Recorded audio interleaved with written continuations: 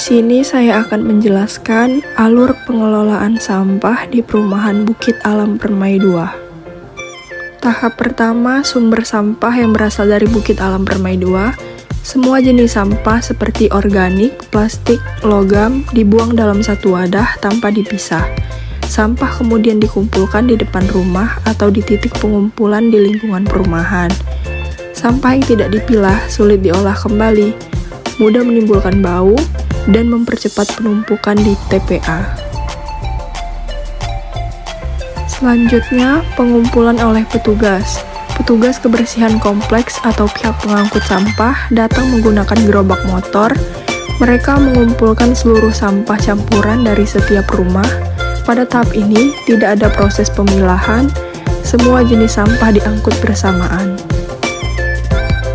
Selanjutnya, tempat penampungan sementara atau TPS. Sampah dari kawasan perumahan dibawa ke TPS terdekat, yaitu TPS Sukarame.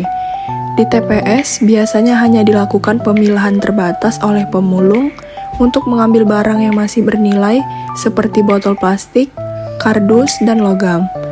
Sisa sampah berupa residu, sampah organik busuk, dan plastik campuran menumpuk sehingga menunggu diangkut.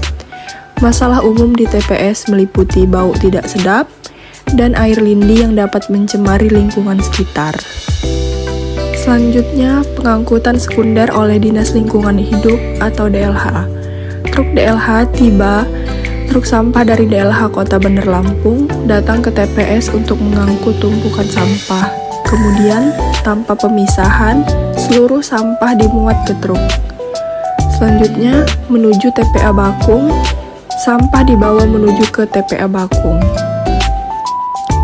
Yang kelima, tempat pembuangan akhir atau TPA Bakung. Sampah dari seluruh wilayah kota, termasuk Bukit Alam Permai 2, dibuang ke TPA Bakung di Kelurahan Bakung, Kecamatan Teluk Betung Barat. Di TPA, pemulung masih melakukan pemilahan untuk mengambil barang bernilai ekonomi. Selanjutnya, sisa sampah ditumpuk dan timbun menggunakan alat berat. Sebagian besar sistem di TPA Bakung masih berupa open dumping atau pembuangan terbuka.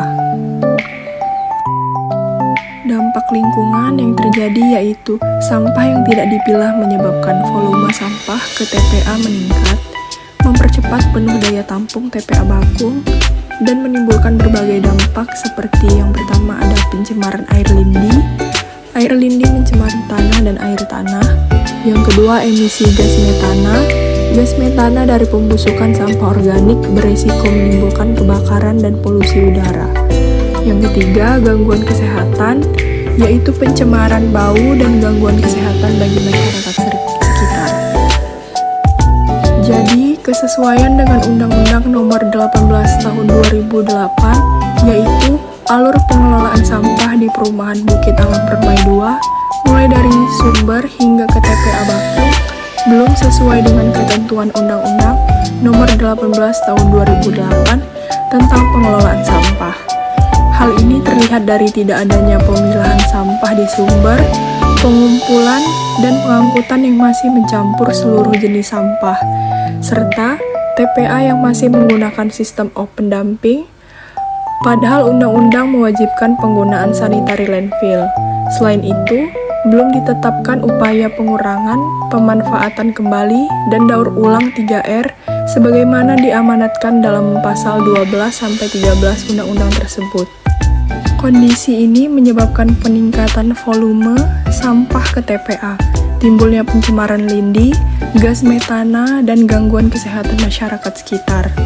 Oleh karena itu, diperlukan penerapan sistem pengelolaan sampah yang berbasis pemilahan di sumber, pengolahan melalui TPS 3R, serta pengelolaan akhir yang ramah lingkungan agar sesuai dengan prinsip dan tujuan Undang-Undang Nomor 18 Tahun 2008.